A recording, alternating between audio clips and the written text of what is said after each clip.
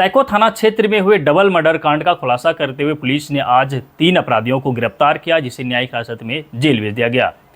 दरअसल बीते 17 और 18 मई के बीच वाली रात में सैको थाना क्षेत्र के सैको बाजार के पास छौ नृत्य का आयोजन हुआ था, जहां बड़ी संख्या में आसपास के क्षेत्र से लोग पहुंचे थे। और इसी छौ नृत्य को देखने के लिए सैको थाना क्षेत्र के ही ज्यूरी के रहने वाले बिशु पाहन और सुमी मुंडू भी पहुंचे थे, जहां अपराधियों ने गला काटकर दोनों का मर्डर कर दिया था और मर्डर करके पास वाले पहाड़ी के तराई में बॉडी को फेंक दिया था।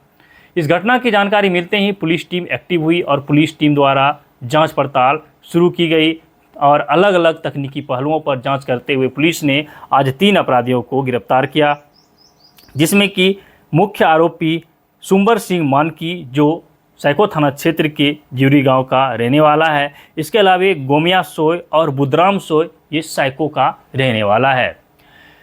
पुलिस द्वारा आज गिरफ्तार कर सभी तीनों अपराधियों को जेल भेजा गया। आज पुलिस अधीक्षक ऋषभ गर्ग ने प्रेस कॉन्फ्रेंस आयोजित कर मामले का उद्भेदन करते हुए जानकारी उपलब्ध कराई। पुलिस अधीक्षक ऋषभ गर्ग ने बताया कि पुलिस द्वारा पूछताछ के क्रम में अपराधियों ने अपना जुर्म स्वीकार किया और जुर्म स्वीकार करते हुए हत्या करने का कारण भी बताया। इस गिरफ्तार अपराधियों में मुख्य आरोपी सुंबर सिंह मानकी को बताया गया है।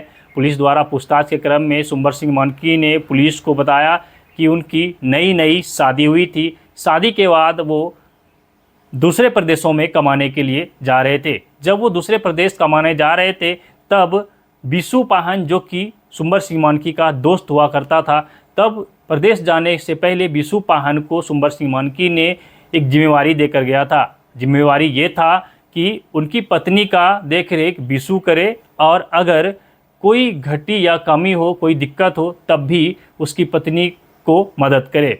इस प्रकार से सुंबर सिंह मानकी ने अपने दोस्त बिशु पाहन से कहकर वो प्रदेश कमाने के लिए चले गए थे। जब सुंबर सिंह मानकी प्रदेश में कमाने गए थे, तभी उसको एक मैसेज मिला कि सुंबर सिंह मानकी की पत्नी का किसी और के साथ गलत संबंध है।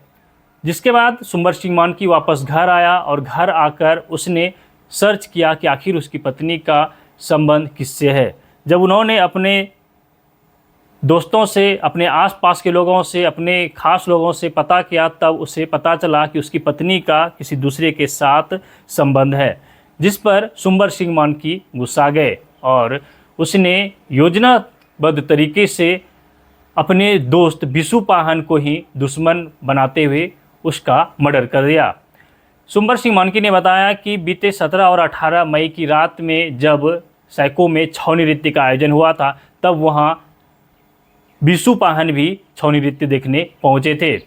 इसी क्रम में बिशु पाहन को छौ नृत्य देखने के क्रम में सुंबर सिंह मानकी ने तेज धारदार हथियार से उस पर हमला किया, जिससे कि घटनास्थल पर ही बिशु पाहन की मौत हो गई। बिशु पाहन के साथ गई उसकी दोस्त सुमी मुंडू ने बिशु पाहन को मारते वक्त उसका विरोध किया था, जिससे कि सुंबर सिंह मानकी को और गुस्सा आया। उसने बिशु पाहन की दोस्त सुमी मुंडू पर भी तेज धारदार हथियार से हमला कर दिया, जिस घटना में सुमी मुंडू की भी मौत हो गई थी। और इस तरह से दोहरा हत्याकांड हुआ था सैको थाना क्षेत्र में। जहां मेला लगा था वो कोटी तमाड़ मुख्य सड़क के किनारे था और मेले से लगभग 200 से 300 मीटर की दूरी पर ये पूरा वारदात को अंजाम दिया गया था। घटना के बाद सुंबर सिंह मानकी ने अपने 2 अन्य सहयोगी, जिसमें गोमिया सोय और बुधराम सोय के सहयोग से, दोनों ही बॉडी को जहाँ घटनास्थल था उस घटनास्थल से लगभग आधा किलोमीटर की दूरी पर पहाड़ी के तराई में ले जाकर दोनों ही बॉडी को फेंक दिया था, ताकि किसी को पता नहीं चल पाए। हालांकि सुबह होते ही इस घटना की जानकारी सभी को मिली। इसकी सूचना स्थानीय सैको थाना को भी मिली और जिसके बाद थाना से पुलिस टीम वहां पहुंची थी और जांच पड़ताल में जुट गई थी। वही पुलिस द्वारा जांच करते हुए 3 अपराधियों को गिरफ्तार किया गया और सभी तीनों अपराधियों को गिरफ्तार करते हुए न्यायिक हिरासत में जेल भेज दिया गया। इस घटना को लेकर आज पुलिस अधीक्षक ऋषभ गर्ग ने प्रेस कॉन्फ्रेंस आयोजित कर पूरी जानकारी उपलब्ध कराई है। सैको थाना क्षेत्र अंतर्गत एक अप्रिय घटना घटी थी, जिसमें कि एक लड़का जिसकी की उम्र लगभग 17 वर्ष थी और एक लड़की जिसकी की उम्र लगभग 17 वर्ष थी। इनका आपस में पूर्व से जान पहचान था। इनकी हत्या हो गई थी। इनकी हत्या करने में अज्ञात अपराध कर्मियों की बात संलिप्तता की सामने आई थी। इसी के लिए अनुसंधान में हम लोगों ने एक विशेष टीम का गठन किया और लगातार हम लोग टेक्निकल एविडेंस कलेक्ट कर रहे थे और जो गुप्तचर के माध्यम से सूचना एकत्रित करनी होती है उसका भी प्रयास लगातार जारी था। तो उसमें हम लोगों को कल एक ब्रेक थ्रू हासिल लगा, जिसमें कि एक व्यक्ति जिसने कि ये घटना को अंजाम दिया था उसको भी हम लोगों ने गिरफ्तार किया और 2 लोग और थे जिनका कि रोल था कि इन्होंने वो लाशें जो थी उनको एक जगह से उठा करके दूसरी जगह पे ट्रांसपोर्ट किया था। उनको भी हम लोगों ने अरेस्ट किया है और अब हम लोग उनको न्यायिक अभिरक्षा में भेज रहे हैं। हत्या का कारण जो है वह यह रहा कि जिस व्यक्ति ने हत्या की है उसके द्वारा जो लड़का था विशु पाहन जिसकी हत्या की गई, उसको यह जिम्मेदारी दी गई थी कि भाई मैं नौकरी करने बाहर जा रहा हूँ और मेरी नई शादी हुई है, तो तुम मेरी वाइफ का ख्याल रखना और उसको देखना कि मतलब किसी चीज़ की दिक्कत किसी तरह की ना होने पाए। परंतु इस दरमियान हुआ क्या कि जो व्यक्ति जिसके ऊपर आरोप है हत्या का, उसने अपनी वाइफ का कहीं से उसको इन्फॉर्मेशन आया कि किसी और के साथ भी उसका एंटेंगलमेंट हो गया है।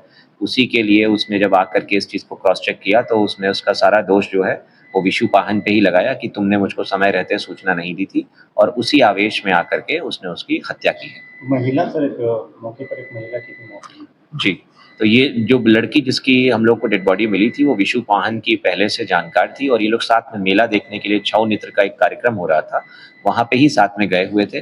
तो जब इस महिला ने विरोध किया विशु पाहन को मारने का इसके द्वारा सुंबर सिंह मानकी के द्वारा, तो फिर उस महिला को भी उसने मार दिया। सर ये हत्याकांड बाजार में हुई थी या फिर कहीं और? बाजार के आसपास ही घटित हुई थी हत्याकांड जो है, बहुत ज़्यादा बाजार से दूर नहीं था वो एरिया। तो आपने सुना कि पुलिस अधीक्षक ऋषभ गर्ग ने इस पूरे मामले का उद्भेदन करते हुए क्या कुछ बताया। इस घटना में प्रयोग किए गए टांगी, चप्पल और कपड़ा भी बरामद किया है, जिससे जब्त कर लिया गया है पुलिस टीम द्वारा और अपराधियों को न्यायिक हिरासत में जेल भेज दिया गया है। तो इस पूरे घटना के बाद कुल मिलाकर ये समझ आया कि लेखनी, सोचनी और पत्नी कभी किसी के भरोसे पर नहीं छोड़ना चाहिए। अगर ऐसा नहीं होता तो आज ये दोहरा कांड नहीं होता। फिलहाल बने रहिए हमारे साथ, देखते रहिए द झाड़ न्यूज़।